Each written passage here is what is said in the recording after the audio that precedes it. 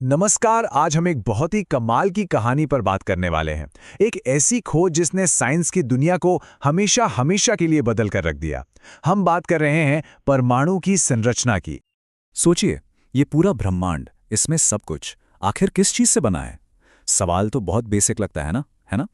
पर इसका जवाब जितना सिंपल है, उतना ही हैरान करने वाला भी। और जवाब है परमाणु यानी कि एटम। ये हर चीज का बेसिक बिल्डिंग ब्लॉक है।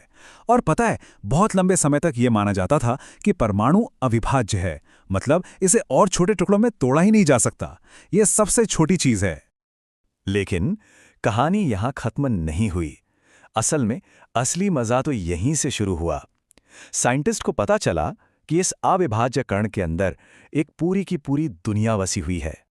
तो चलिए मिलते हैं इस दुनिया के 3 मेन कैरेक्टर्स से: इलेक्ट्रॉन, प्रोटॉन और न्यूट्रॉन।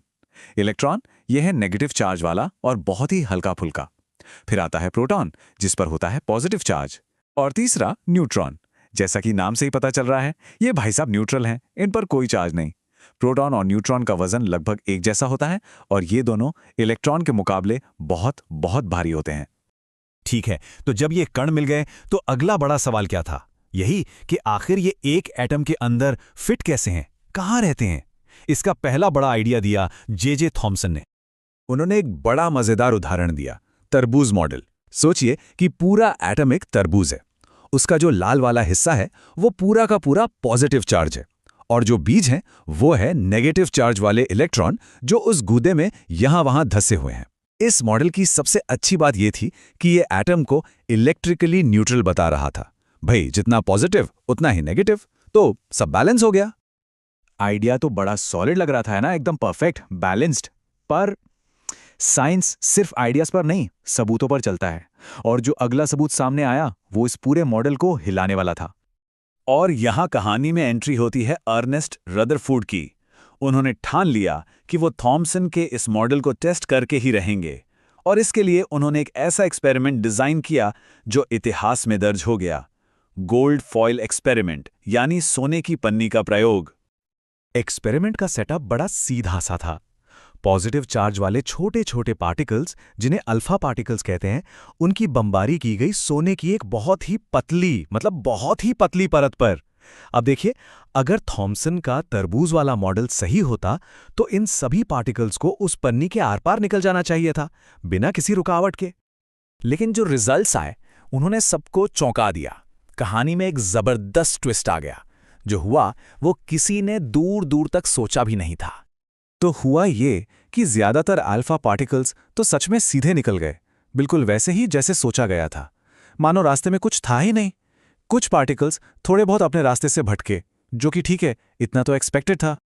लेकिन असली हैरानी की बात यह थी कि लगभग लगभग 12,000 में से एक पार्टिकल सीधा 180 डिग्री पर पलटकर वापस आ गया, जैसे वो किसी दीवार से टकराकर लौटा हो।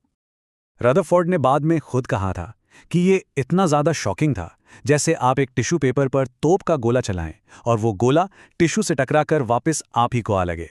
सोचिए, इस एक रिजल्ट ने एटम के बारे में हमारी पूरी की पूरी सोच को बदल कर रख दिया।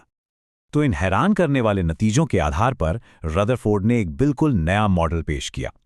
उन्होंने कहा, देखो, ज्यादातर पार्टिकल सीधे निकल गए, इसका मतलब साफ है, एटम का ज्यादातर हिस्सा खाली है। और वो जो एक पार्टिकल वापस टकरा कर आया, उसका मतलब यह है कि एटम का सारा पॉजिटिव चार्ज और लगभग सारा वजन एक बहुत ही छोटी और बहुत ही ठोस जगह पर इकट्ठा है।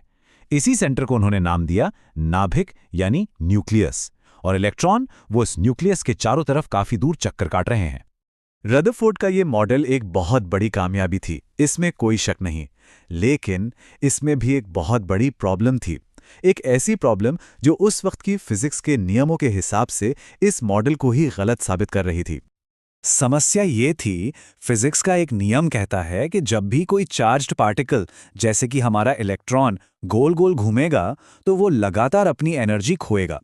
अब अगर ऐसा है तो इलेक्ट्रॉन को घूमते घूमते एक स्पाइरल रास्ता बनाते हुए 1 सेकंड से भी कम समय में न्यूक्लियस में जाके गिर जाना चाहिए। एटम को तो कोलैप्स हो जाना चाहिए। पर असल में तो ऐसा होता नहीं है। एटम तो एकदम स्टेबल होते हैं, स्थिर होते हैं। अब इस पहेली को सुलझाने के लिए मैदान में उतरे नील्स बोर, और उन्होंने रदरफोर्ड के मॉडल को बचाने के लिए इस कहानी में एक नया और सच कहूं तो थोड़ा अजीब सा क्वांटम नियम जोड़ दिया। बोर ने एनर्जी लेवल्स का कॉन्सेप्ट दिया। उन्होंने कहा कि इलेक्ट्रॉन न्यूक्लियस के चारों तरफ यूं ही कहीं भी नहीं घूम सकते, उनके घूमने के लिए कुछ खास फिक्स्ड रास्ते हैं, कुछ खास ऑर्बिट्स हैं, और जब तक कोई इलेक्ट्रॉन अपने इस खास रास्ते पर है तब तक वो कोई एनर्जी नहीं खोएगा।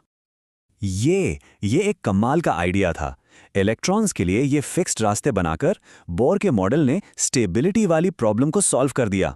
अब समझ में आया कि एटम कोलैप्स क्यों नहीं होते। हाँ, इलेक्ट्रॉन एक एनर्जी लेवल से दूसरे पर कूद जरूर सकते हैं, लेकिन वो इन लेवल्स के बीच में कहीं नहीं हो सकते। तो इन सभी मॉडलों से जो कुछ भी हमने सीखा, उसके आधार पर आज हम किसी भी एटम को कुछ खास नंबरों से पहचानते हैं। तो किसी भी एटम के दो आइडेंटिटी कार्ड होते हैं, समझिए। पहला है एटॉमिक नंबर। ये न्यूक्लियस में मौजूद प्रोटॉन्स की गिनती है। यही नंबर तय करता है कि कोई एलिमेंट कार्बन है, ऑक्सीजन है या फिर सोना। दूसरा है मास नंबर। ये प्रोटॉन और न्यूट्रॉन को मिलाकर कुल गिनती है। और यहीं से एक और मजेदार कॉन्सेप्ट आता है, आइसोटोप का। ये एक ही एलिमेंट के ऐसे एटम होते हैं जिनमें प्रोटॉन तो सेम होते हैं, लेकिन न्यूट्रॉन अलग अलग हो सकते हैं। जैसे कार्बन को ही ले लीजिए। कार्बन 12 और कार्बन 14 दोनों ही कार्बन हैं, दोनों में 6 प्रोटॉन हैं, पर न्यूट्रॉन की गिनती अलग अलग है। तो कहाँ एक अविभाज्य गोला और कहाँ ये एक पूरा सोलर सिस्टम जैसा मॉडल, और फिर क्वांटम एनर्जी लेवल्स। एटम की ये पूरी कहानी हमें दिखाती है कि साइंस कैसे काम करता है। हर नई खोज पुरानी सोच को चैलेंज करती है और हमें सच के थोड़ा और करीब ले जाती है। और ये पूरी कहानी हमें एक बहुत बड़े सवाल के सामने लाकर खड़ा कर देती है। सोचिए कैसे बस कुछ सिंपल नियमों को मानने वाले ये छोटे छोटे एटम्स मिलकर हमारे चारों तरफ की इतनी कॉम्प्लेक्स, इतनी खूबसूरत दुनिया बना देते हैं। तारे, ग्रह, पेड़ पौधे और हम खुद। यही तो साइंस की खूबसूरती है, छोटे से छोटे पार्टिकल में छिपे राज से पूरे यूनिवर्स को समझना।